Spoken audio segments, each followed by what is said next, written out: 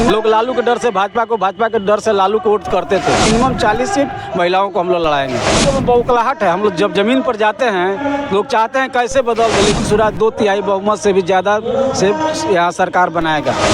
अभी हम हैं पटना के मिलर हाई स्कूल में, जहां जन स्वराज पार्टी ने अपना एक कार्यक्रम किया हुआ है। आइए बात करेंगे इस कार्यक्रम के विषय में। हमारे साथ मौजूद हैं मुन्ना पांडे जी, जो प्रदेश कार्य समिति सदस्य। मुन्ना जी, आपका स्वागत है हमारे चैनल में। आपका भी बहुत बहुत स्वागत है और आपके दर्शकों को भी बहुत बहुत स्वागत है जन स्वराज की तरफ से। मुन्ना जी, ये जो कार्यक्रम हो रहा है, इसका मुख्य उद्देश्य क्या है? इसका मुख्य उद्देश्य है कि जो हमारे अति पिछड़ा भाई लोग हैं उनको जगाना, बताना, और जन स्वराज का जो ये मुहिम चल रहा है, जो अति पिछड़ा को उनका हक हिस्सा दिलाने के लिए उनकी जितनी जनसंख्या है उसके हिसाब से हम उनको अपने दल में भागीदारी देंगे, हिस्सेदारी देंगे। उनको इस हिसाब से हम अपनी असेंबली और पार्लियामेंट में लड़ाएंगे। जैसे अति पिछड़ा का हम लोग 70 से 75 सीट पर लड़ाने वाले हैं। तो हम यह बता रहे हैं कि और दल जो ठगते हैं, जो अति पिछड़ा को केवल वोट लेते हैं, हम लोग उनकी हिस्सेदारी दे रहे हैं, भागीदारी दे रहे हैं। अति पिछड़ा यहाँ आए, अपनी हिस्सेदारी ले, भागीदारी ले और जन स्वराज के साथ जुड़े और बिहार को आगे बढ़ाएं। जो सपना है प्रशांत किशोर जी का कि बिहार को अगले 10 साल में हम लोग को देश के अग्रणी राज्य में जो शामिल करना है, उसमें पिछड़ों का भी हिस्सेदारी और भागीदारी हो और सभी लोग साथ मिल के चले।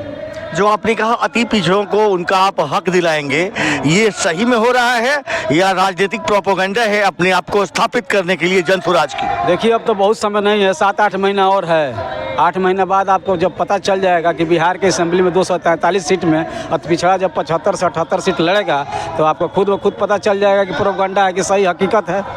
अभी कुछ दिन पूर्व जो चुनाव हुए थे, 4 सीटों पे लड़ी थी, जो 4 सीट पे जन स्वराज पार्टी लड़ी थी, और जो अप्रत्याशित रिजल्ट की कामना करते थे लोग, आपकी पार्टी और भी कई लोग कहते थे कि जन स्वराज आएगी, वैसा कुछ देखने को नहीं मिला है। यानी कहीं ना कहीं जन स्वराज दिखाना तो चाहती है कुछ और, लेकिन जब रिजल्ट आता है तो होता है कुछ और। देखिए, आपके देखने का चश्मा अलग है। वहाँ जदयू को 11% वोट आया है, हमको 10% वोट आया है। हमारा सिंबल मिला 31 अक्टूबर को और चुनाव था आपका नवंबर में।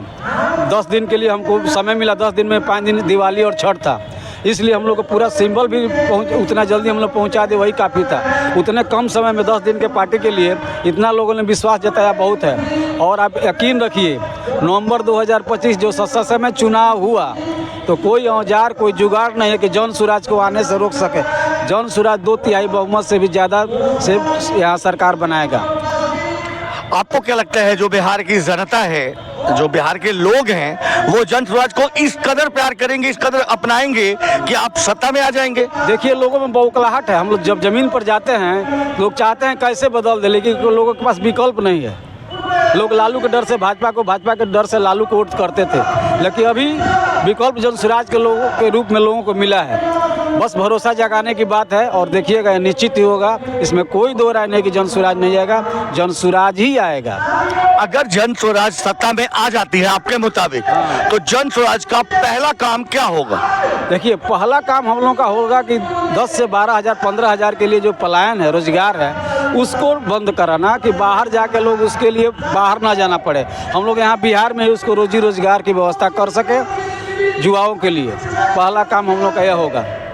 महिलाओं की भागीदारी, जो बिहार में लंबे स्तर पे सारी पार्टियां कहती हैं इतनी % आरक्षण होगी, वो होगी, लेकिन जब चुनाव आता है तो नतीजा कुछ और निकलता है। जन स्वराज इस पे क्या कहना चाहिए? हम लोगों का संविधान जब पारित हुआ था जन स्वराज पार्टी का, तो हम लोग का यह पारित हो चुका है कि हम लोग एक लोकसभा में, एक जिले में एक महिला के लिए महिला को टिकट देंगे। 40 सीट निश्चित हम लोग लड़ाएंगे, उससे अधिक हो गया और कोई बात नहीं, लेकिन मिनिमम 40 सीट महिलाओं को हम लोग लड़ाएंगे, जन स्वराज लड़ाएगा। 40 महिला, 75 अति पिछड़ा, दलित भी 40, इसी हिसाब से करके जिसकी जितनी संख्या है और हिस्सेदारी है, वैसे उनकी भागीदारी को प्राप्त दिया जाएगा। अभी आपने हिस्सेदारी की बात की है। कुछ दिन पहले जो जातिगत गणना की गई थी, उसके कुछ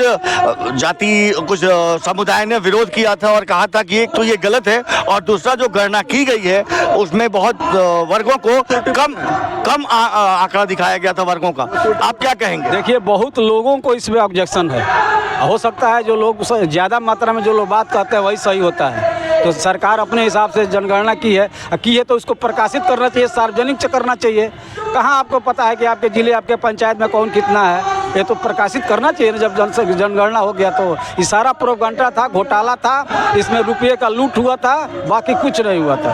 आखिर फिर सवाल यही आता है, वही मेरा सवाल फिर फंस गया आपके मुताबिक। आपने कहा ये गणना गलत है और एक और आप कह रहे हैं इतनी सीटें इतने लोगों को देंगे, तो आखिर आपके गणना कैसे होगी? बता रहे हैं, ये पहले से विदित है कि 80% अति पिछड़ा है, दलित है, 20% हम लोग फॉरवर्ड अन्य लोग हैं, ये सब लोग जानते हैं, इसमें बताने वाली कोई बात नहीं है। फिर महिलाएं कहाँ गई?